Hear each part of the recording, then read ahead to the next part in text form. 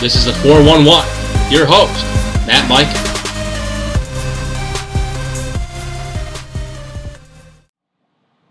Hey, Sport Junkie fans, Matt and Mika here, your host of the 411. What are we going to be talking about today? First, Michigan, Ann Arbor, the crisis for the Maize and Blue, what's going on with Brady Hoke and the Wolverines. Next, the Heisman race, and closing out this segment is the beatdown the Cowboys put on against the Saints last night in Sunday Night Football. So let's kick off this segment talking about the Wolverines.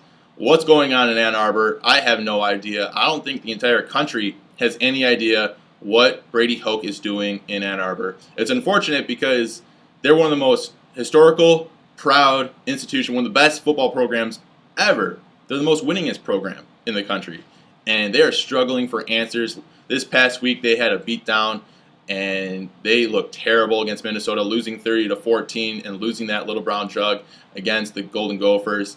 And it's unfortunate because the Big Ten, as a college football fan, you want to see the Big Ten succeed. You want the Big Ten to be one of the best conferences in the entire land. And right now, they're struggling. And Michigan is a leader in that conference. They are one of the, considered one of the best. And Brady Hoke, he's on the hot seat for sure. And in my personal opinion, I think if no matter what happens for the rest of the year, he might be able to win every single game. But if he doesn't beat Ohio State, I really think he's going to be looking for another job. And because it comes down to that game.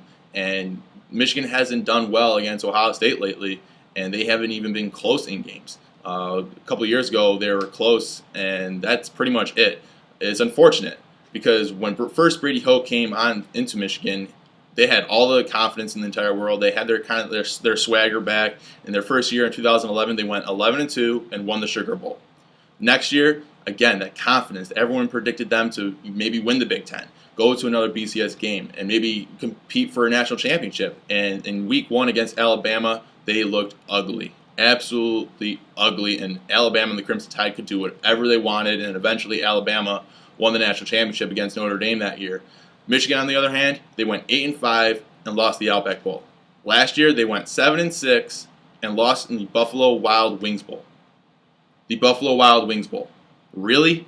You're Michigan and you're playing in the Buffalo Wild Wings Bowl? That's like in 2006 when Florida State played in the Emerald Bowl in San Francisco, and they were playing in a ballpark. They were playing in where the Giants played. You're Florida State and you're playing in a ballpark for your bowl game. Eventually they beat UCLA that game, but still. You're Michigan, you're Florida State. Eventually Florida State turned it around and they won a national championship last year with the hiring of Jimbo Fisher, but really? Florida State was playing in the Emerald Bowl. That's like Michigan playing in the Buffalo Wild Wings Bowl.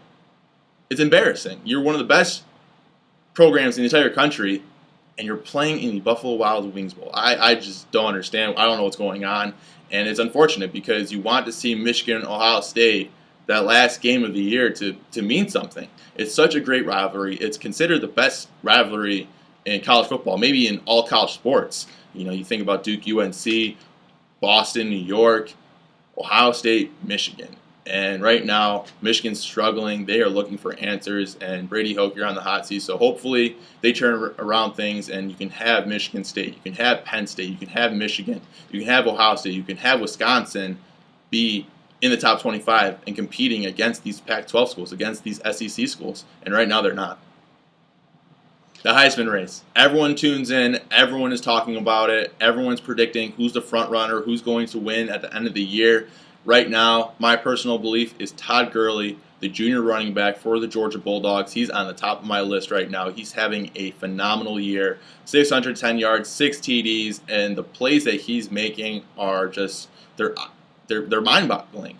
He's hurdling guys, he's jumping over guys, his long is 51 yards, and he's running with a purpose, he's running with aggression, and he's putting the team on his back. Georgia, they had a terrible year last year, and I think Todd Gurley is angry. He wants to prove why Georgia football is one of the best programs in the entire land, and I think Alabama and Georgia, they're on a collision course to meet in the SEC championship game, which is going to be exciting to watch, but we never know what happens in the SEC.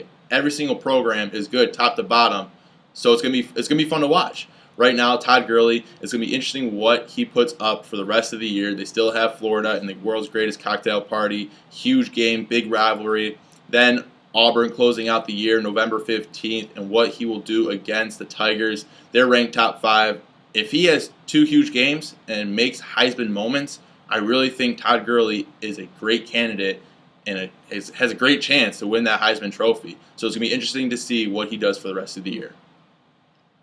What a performance by Tony Romo and company. The Dallas Cowboys winning 38-17 against the New Orleans Saints last night. A great performance by the defense, a tremendous performance by the offense, exploding for that many yards, that many TDs against the New Orleans Saints, one of the teams that was predicted to dethrone the Seattle Seahawks at the end of the year. Tony Romo, 3 touchdowns through the air, and that keynote, 0 interceptions. DeMarco Murray, 149 yards on the ground, 2 TDs.